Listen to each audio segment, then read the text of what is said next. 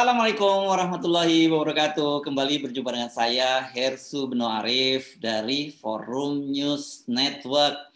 Dalam beberapa hari terakhir ini, siapa yang akan menjadi Pangkostrat atau Panglima Komando Cadangan Strategis dari TNI Angkatan Darat yang kosong ditinggalkan oleh Letnan Jenderal TNI Dudung yang sekarang menjadi Kasat, itu jadi perbincangan yang sangat menarik. Dan ada sejumlah nama yang disebut sebagai kandidat kuat, tapi pasti yang paling media itu seksi melihatnya itu adalah peluang, menakar peluang dari menantu Menko Marinvest Luhut Panjaitan, yakni Jenderal Maruli. Nah, ini saya akan mengajak Anda untuk ngobrol seberapa kuat sih peluangnya Pak Luhut. Kita tidak hanya melihat dari sisi politik, tapi kita juga lihat dari dari sisi tracknya dari sebagai prajurit TNI ya. Saya seperti biasa akan mengajak Anda untuk berbincang dengan seorang pengamat militer, komunikasi politik dari Universitas Nasional, Bung Selamat Ginting. Assalamualaikum, Bung Ginting. Waalaikumsalam warahmatullahi wabarakatuh. Ya, orang banyak bertanya-tanya ya. Anda sudah hampir 2 pekan ini kelihatannya menghilang dari udara, kan gitu. Ya, channel-channel Anda banyak bertanya-tanya pada saya, ini kenapa Bung Selamat Ginting? Apakah sedang baik-baik saja atau sedang bertugas di medan tempur?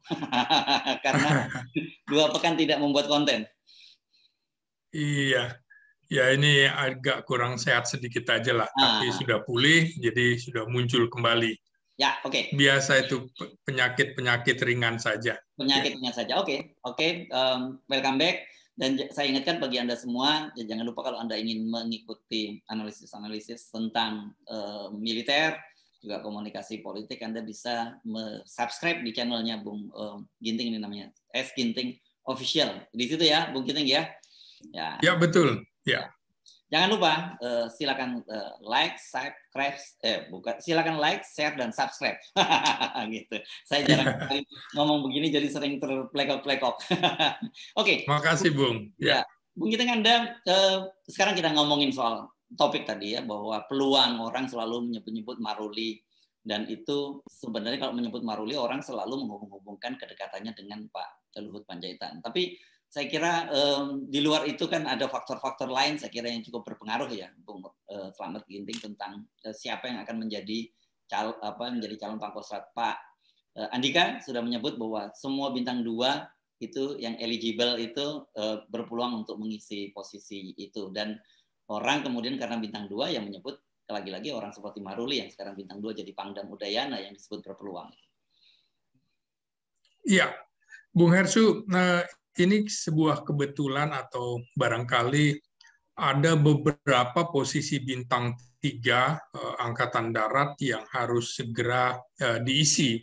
Ya. Misalnya bulan Februari ini juga ada Komandan Kodiklat Angkatan Darat itu pensiun, ya. Letnan Jenderal AM Putranto. Kemudian juga ada Inspektur Jenderal Kementerian Pertahanan Letjen Ida Bagus Purwalaksana, itu juga pensiun Februari ini. Jadi saya pikir selain Panglima Kostrat, 3 posisi ini akan segera diisi. Walaupun Inspektur Jenderal Kementerian Pertahanan bisa juga diisi oleh Jenderal Bintang 3 dari Angkatan Laut ataupun Angkatan Udara. Jadi setidak-tidaknya kalau kita lihat posisi strategis itu, maka dalam waktu dekat akan diisi, dan rencananya memang Wanjakti akan bergulir dalam pekan ini. Nah, dari beberapa nama, memang saya mengelompokkan pertama kelompok yang berpengalaman di Kostrat. Nah, ini memang tidak bisa diabaikan. Kenapa? Karena kalau dia punya pengalaman banyak di Kostrat, maka tidak perlu adaptasi lagi, tapi langsung bisa bekerja dan konsentrasi antara lain ke Divisi 3 Kostrat, di antaranya wilayah Indonesia Timur, terutama Papua. Di sini ada 2 nama yang kebetulan sangat senior. Pertama, Mayor Jenderal Ahmad Marzuki. Ahmad Marzuki ini lulusan Akademi Militer 1989. Bersama dengan Mayor Jenderal Agus Suhardi yang saat ini menjadi Panglima Kodam Sriwijaya. Kalau Mayor Jenderal kini sekarang asisten teritorial Kasat, sementara Maijen Agus Suhardi lebih senior dari Maijen Marjuki, lulusan 1988A. Jadi lebih senior juga daripada Kasat Jenderal Dudung Abdurrahman. Keduanya ini lama sekali bertugas di Kostrad. Iya, lama sekali tugas di Kostrad, 23 tahun ini, Bung Hersu. Jadi hampir semua posisi itu ditempati keduanya. Mungkin lebih variatif Agus Suhardi daripada Marjuki dalam posisi jabatan. Tapi kemudian hitungannya sekitar 23 tahun juga. Nah, Marjuki ini terakhir di Kostrad sebagai Inspektur Kostrad dan sebelumnya juga Panglima Divisi 3 Kostrad. Kalau Agus Suhardi pernah menjadi Panglima Divisi 2 Kostrad, pernah juga jadi Kepala Staf Divisi 1 dan Divisi 2 Kostrad, Komandan Brigade Kostrad, asisten, bahkan Danyon, sama juga dengan Marjuki Danyon.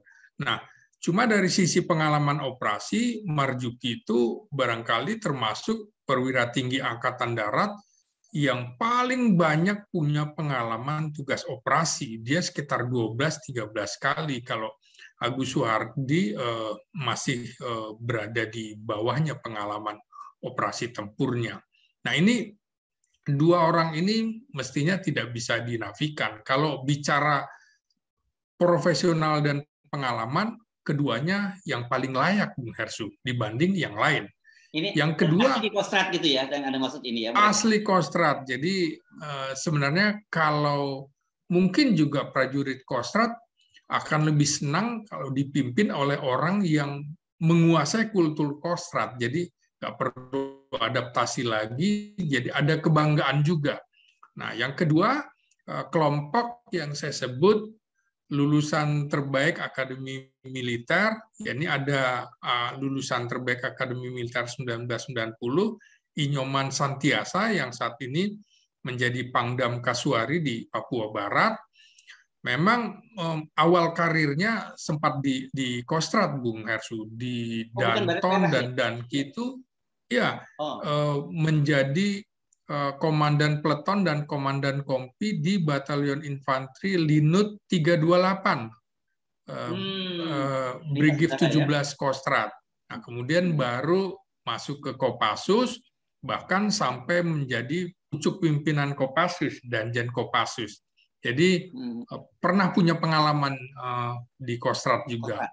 Yang berikutnya ini dari kelompok lulusan terbaik adalah Teguh Pujo. Teguh Pujo ini juga lulusan terbaik 1991, namun belum pernah tugas di Kostrad. Tapi bukan berarti tidak punya peluang, karena Bung Hersu kita lihat dalam 3 pejabat Panglima Kostrad sebelumnya, yaitu Dudung Abdurrahman, kemudian Eko Margiono, dan juga Andika Perkasa, itu belum pernah dinas di Kostrad gitu loh. Jadi masih ada peluang bagi Teguh Pujo. Kemudian Pangdam di mana beliau ya? Pangdam Mula Warman, Bung Hersu. Mula Warman di Kalimantan Timur. Lalu kelompok ketiga adalah kelompok yang terkoneksi dengan Presiden Jokowi. Yang pertama tentu saja Mayor Jenderal Agus Subianto, lulusan Akmil 1991, saat ini menjadi Panglima Kodam Siliwangi di Bandung, Jawa Barat. Kemudian yang bersangkutan ini pernah juga di Kostrad selama 3 tahun, asisten operasi di Kostrad.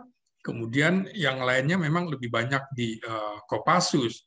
Nah, tapi Agus Subianto pertama kali terkoneksi dengan Jokowi pada saat dia menjadi komandan Kodim di Solo saat Jokowi masih menjadi wali kota. Ya, bisa kemudian disebut solo terkoneksi. connection lah ini ya. Bisa disebut Ya, itu. solo connection. Terkoneksi kembali ketika menjadi komandan Pas Pampres. Jadi sudah kenal lama dengan Jokowi begitu. Yang kedua yang kelompok terkoneksi dengan Presiden Jokowi adalah Mayor Jenderal Maruli Simanjuntak yang saat ini menjadi Pangdam Udayana. Nah, Maruli ini pertama kali terkoneksi tentu saja ketika menjadi komandan grup A Pas Pampres, Bung Hersu, pada saat Presiden Jokowi menjadi presiden gitu. Tapi memang sebelumnya juga sudah pernah terkoneksi walaupun tidak secara langsung pada saat yang bersangkutan menjadi komandan grup Kopassus di Solo. Kasus Cebongan 2013 itu Bung Hersu. Ya, kasus Cebongan ini ya. Iya, iya, Kartasuro. Ya. Ya, kemudian berturut-turut setelah menjadi komandan grup A ini kan memang yang mengawal presiden, lalu menjadi danrem di Solo. Lagi-lagi kan terkoneksi dengan keluarga, ya kan? Nah, dari situ juga kembali lagi menjadi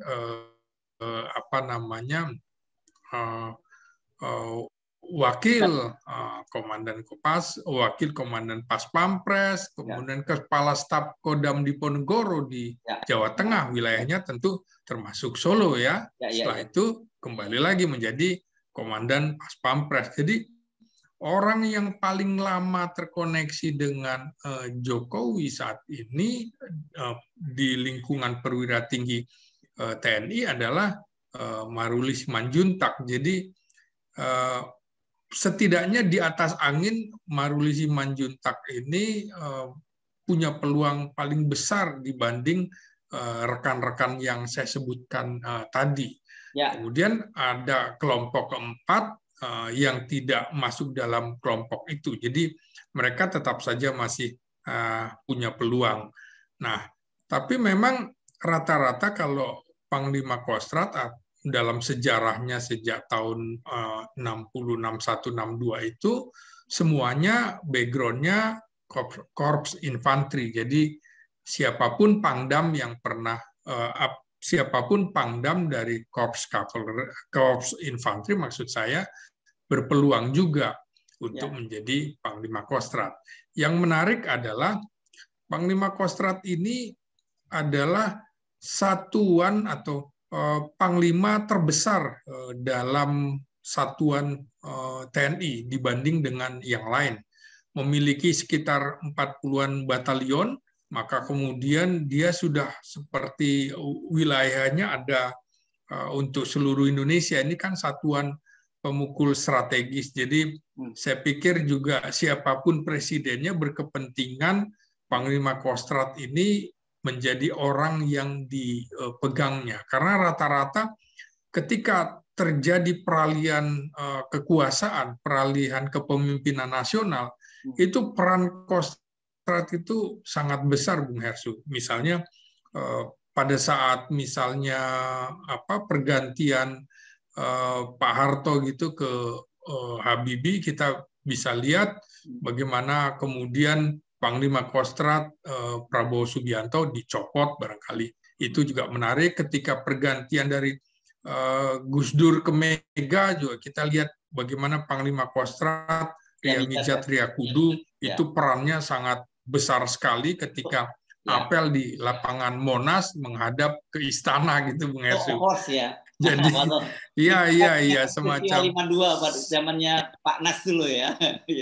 Ya, hampir sama dengan peristiwa 17 Oktober 1952 ketika TNI protes terhadap presiden karena dianggap terpengaruh oleh keputusan atau saran dari parlemen, tidak mengabaikan kepentingan militer di situ. Jadi Kostrat ini memang harus dipegang karena punya 3 divisi, cukup besar, Bung Hersu. Ya, belum lagi kalau kita bicara peralihan dari Bung Karno ke Pak Harto, peran Pak Harto sebagai Pangkostrat yang kemudian akhirnya menjadi presiden berikutnya menggantikan Bung Karno ya. Persis, jadi diawali dari Panglima Kostrat yang pertama, toh akhirnya juga menjadi pemegang kekuasaan tertinggi menggantikan Presiden Soekarno melalui surat perintah 11 Maret. Jadi seperti orang kedua di Angkatan Darat begitu, Bung Hersu. Ya. Karena strategis sekali, dan dalam sejarah Angkatan Darat itu hampir sama banyaknya, tapi belakangan ini jabatan Panglima Kostrat itu lebih berpeluang menjadi kasat ketimbang wakil Kepala Staf Angkatan Darat. Dulu ketika era Orde Baru, wakil Kepala Staf Angkatan Darat seperti jabatan magang sebelum menjadi kasat, tapi kemudian di era reformasi justru terbalik. Jadi Panglima Kostrat lebih berpeluang. Jadi inilah yang membuat orang tertarik untuk menunggu keputusan dari presiden. Saya kira kalau udah bintang 3 sangat politis, siapa yang akan menjadi Panglima Kostrat pengganti Jenderal Dudung Abdurrahman yang sudah 2 bulan posisi itu ditinggalkan, sehingga dia rangkap jabatan kasat sekaligus Panglima Kostrat, Bung Hersu. Ya, ini hitungannya relatif lama ya, jabatannya dibiarkan kosong gitu ya? Ya, cukup lama juga. Kemudian juga kita tahu, Bung Hersu, ketika pergantian Panglima TNI dari Jenderal Gatot Nurmantio kepada Marskal Hadi Cahyanto juga ada kontroversi pergantian Panglima Kostrat kan, ketika Maijen Sudirman sudah diputuskan oleh Gatot Nurmantio tapi dibatalkan oleh Marskal Hadi Cahyanto. Jadi sangat strategis, dan ini harus juga terkoneksi atau dengan Panglima TNI, karena komandonya kan juga di bawah Panglima TNI, koordinasi pembinaan memang dengan Kepala Staf Angkatan Darat, tapi sebagai satuan pemukul strategis, maka Panglima TNI juga berkepentingan Panglima Kostrat adalah orang yang dipercayanya. Jadi bukan semata-mata pengalaman, profesional, terbaik, atau dekat dengan presiden, macam-macam pilihannya. Jadi memang sebaiknya sih Bung Hersu harus ada role model supaya jangan kemudian ini digunakan menjadi kepentingan-kepentingan politik yang merusak sistem di TNI, merit system gitu ya. Ya. Kan disebutkan oleh Panglima TNI bahwa Wanjakti itu sudah bekerja gitu ya. Dan nanti ini biasanya prosesnya ada berapa nama, dan itu kemudian presiden yang akan memutuskan ya? Ya, rencananya memang pekan ini ada Wanjakti, dan segera kemudian hasil Wanjakti itu diserahkan kepada presiden. Memang nama pertama memang dari Kepala Staf Angkatan Darat kepada Panglima TNI, baru kemudian Panglima TNI menyerahkan kepada presiden siapa yang akan dipilih. Jadi posisi-posisi strategis sejak era Bung Karno, era Pak Harto, antara lain Panglima Kostrat, Panglima Kodam Jaya, Panglima Korps Marinir, kemudian juga Komandan Korpaskas, itu biasanya atas persetujuan presiden juga, karena pasukan-pasukan ini kalau misalnya tidak loyal kepada presiden, tidak bisa dikendalikan, ini akan mengganggu stabilitas nasional. Kira-kira begitu, Bung Hersu. Ya, jadi artinya siapapun nanti yang akan terpilih menjadi Pangkostrat ini akan menjadi rising star-nya di TNI Angkatan Darat ya, dan apalagi ini posisi krusial menjelang pemilu 2024. Ya, jadi memang ini tahun 2022 ini menjadi semacam start untuk ke 2024 maksud saya. Nah, kemudian yang harus juga dibenahi menurut saya, Kostrat ini terlalu mengelompok di Pulau Jawa, saya memang termasuk yang kurang pas dengan kondisi divisi Kostrad sekarang. Mestinya divisi 1 menurut saya sudah pindahlah dari Cilodong sebaiknya ke Sumatera karena misalnya ada ancaman di Natuna. Jadi divisi 1 sebaiknya di Sumatera, divisi 2 nggak apa-apa misalnya di Pulau Jawa atau di Kalimantan karena sekarang itu posisi rencananya ibu kota negara ada di sana dan posisi divisi 3 kan memang ada di Sulawesi Selatan. Dan itu baru Bung kan, Hersu juga divisi 3 ya, kan lama ya. Ya, apalagi kemudian masih belum ada pemerataan dalam pengertian belum ada brigade infanteri di Sumatera, mestinya sudah ada. Setidak-tidaknya menurut saya harus ada 6 brigade infanteri yang ditempatkan di pulau-pulau besar Sumatera, Jawa, Kalimantan, Sulawesi, dan Papua. Jadi sekurang-kurangnya ada 5 brigade infanteri ditambah 1 di perbatasan Papua, 1 di perbatasan Kalimantan dengan Malaysia. Jadi sekurang-kurangnya ada 7 brigade infanteri yang tersebar di pulau-pulau besar. Nah, selanjutnya dibagi saja untuk pulau-pulau terluar, misalnya ada sekitar 91-92 pulau terluar, itu dikonsentrasikan saja pada Korps Marinir untuk menempatkan personilnya karena juga sudah punya Pasmar 1, 2, 3. Jangan pula semuanya di Jawa, di Jawa Timur dan Jakarta. Jadi sebaiknya juga jangan terlalu menumpuk di Pulau Jawa, baik Kostrad maupun Marinir. Ini kan satuan-satuan yang kita andalkan.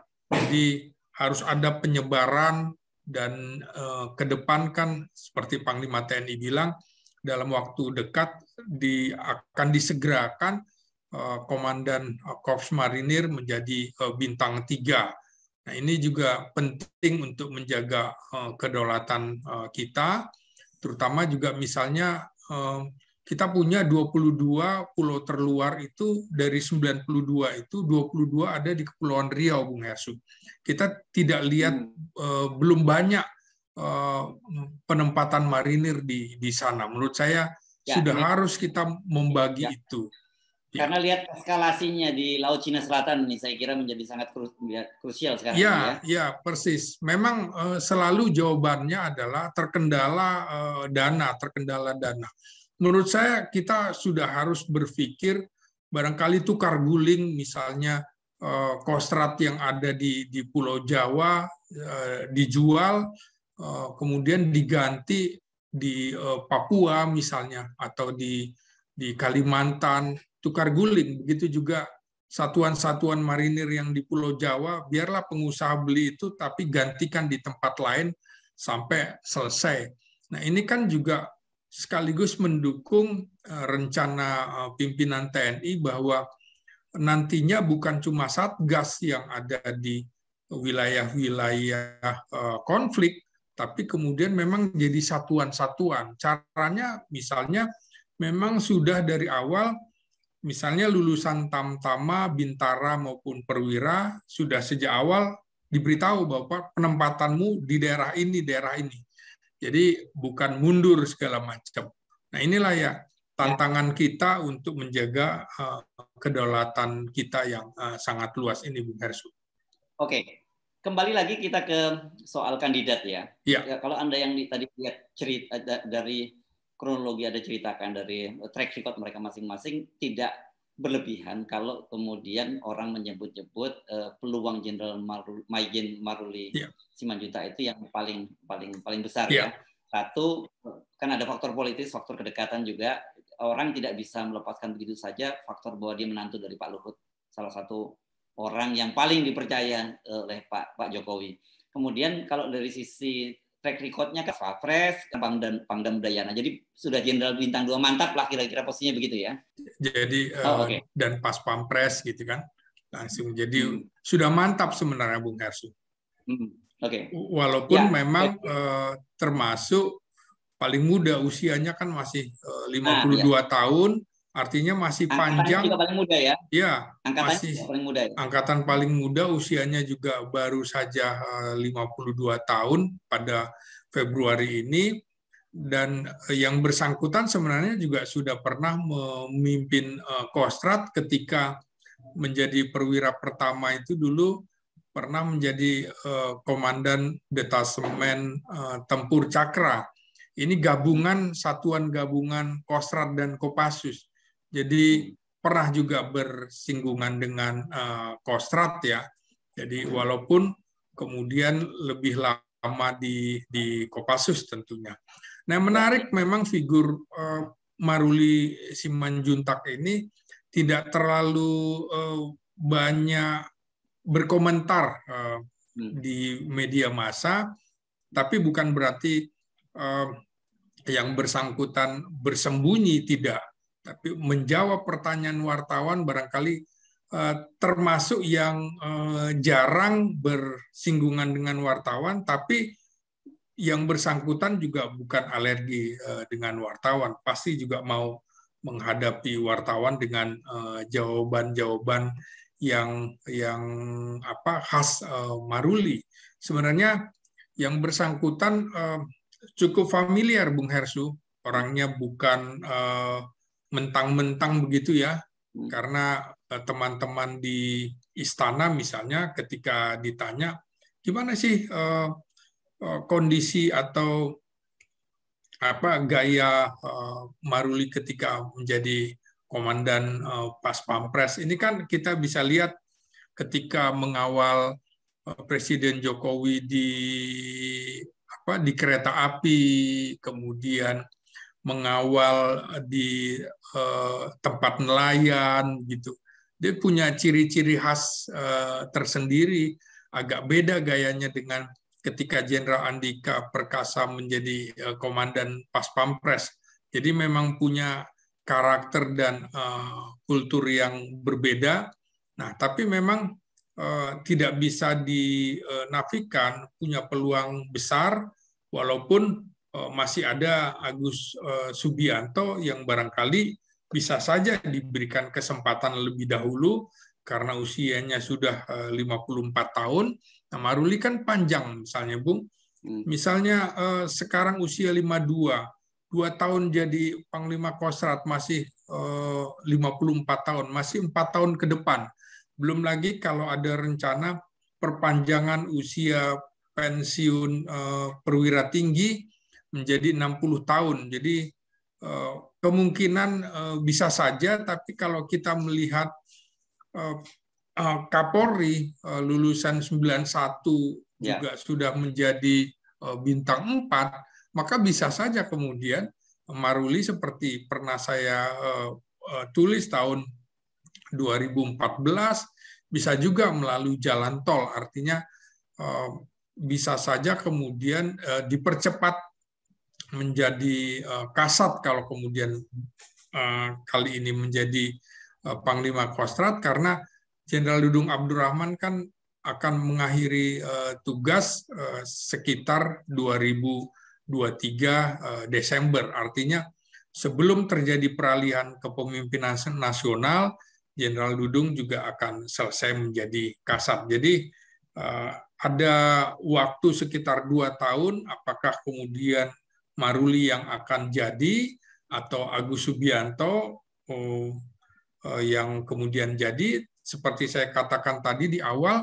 bisa saja di antara keduanya akan menjadi siapa yang menjadi Komandan Kodiklat Angkatan Darat dan siapa yang menjadi Panglima Kostrad, bisa saja.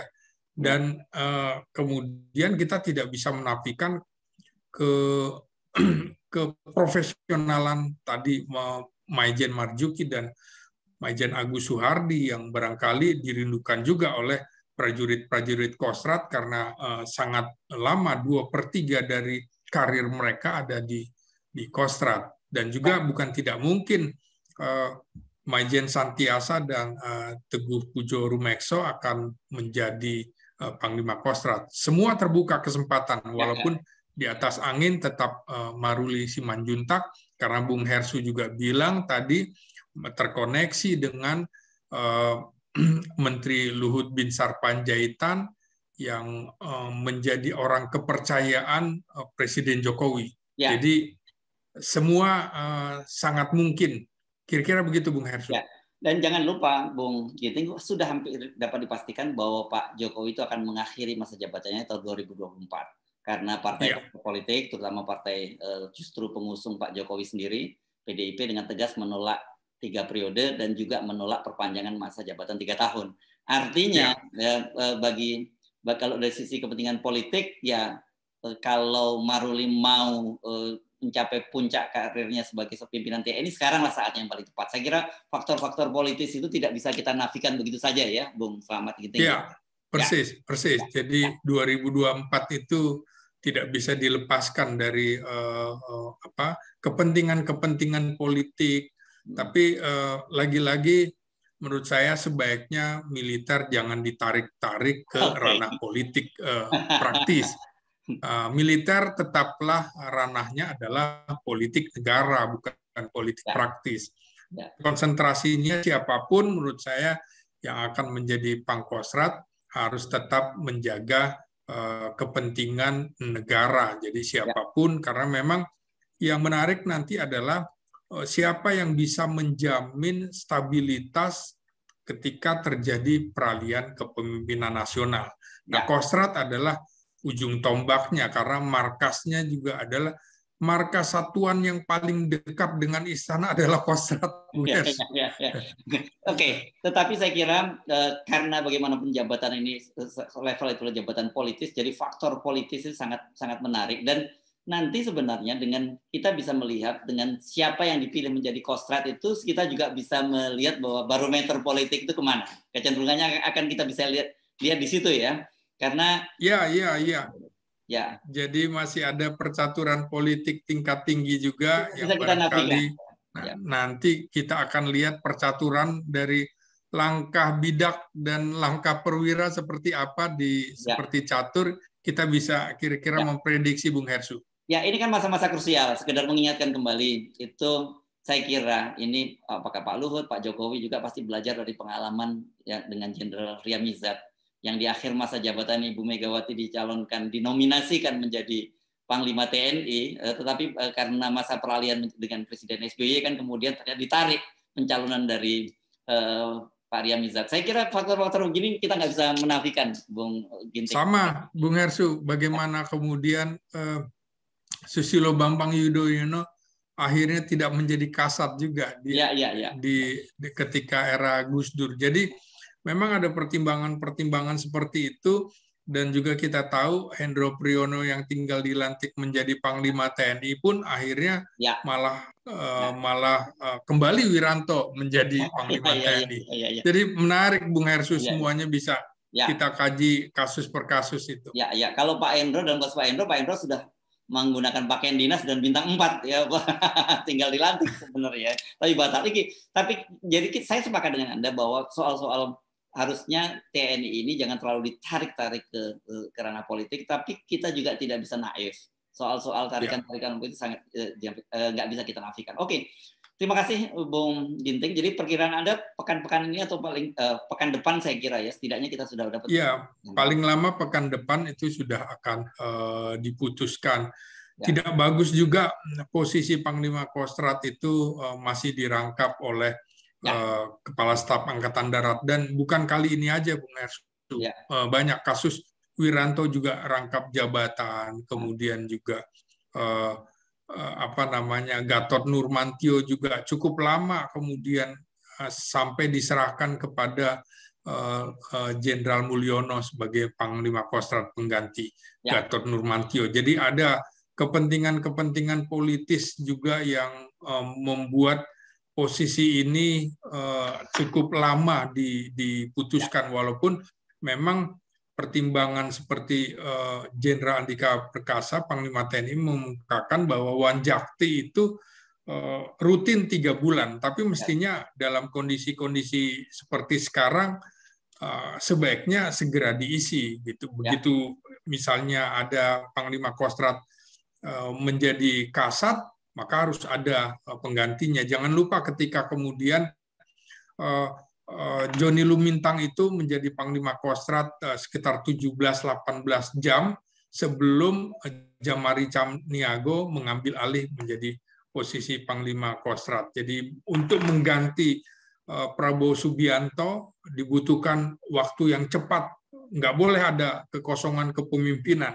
Saya kira itu juga harus dipertimbangkan sampai waktu itu juga Kasat Subagio HS juga menjadi PJS Panglima Kostrat ketika situasi sedang genting seperti itu, Bung Hersu. Oke, terima kasih Bung Slamet Ginting. Kita tunggu. Dari situ nanti kita akan bisa membaca sebenarnya tren politik Indonesia itu kemana dan dan tarik-menarik di antara mereka sebenarnya siapa yang paling dominan gitu ya. Karena kita tahu bahwa di sekitar Pak Jokowi itu selain ada faktor orang-orang dekat seperti Pak Luhut, tapi juga jangan lupakan ada faktor Partai Demokrasi dan Perjuangan sebagai partai pengusung dari Pak Jokowi gitu ya. Terima kasih Bung Slamet Ginting. Assalamualaikum. Baik Bung Hersu. Ya, Assalamualaikum warahmatullahi wabarakatuh. Waalaikumsalam warahmatullahi wabarakatuh.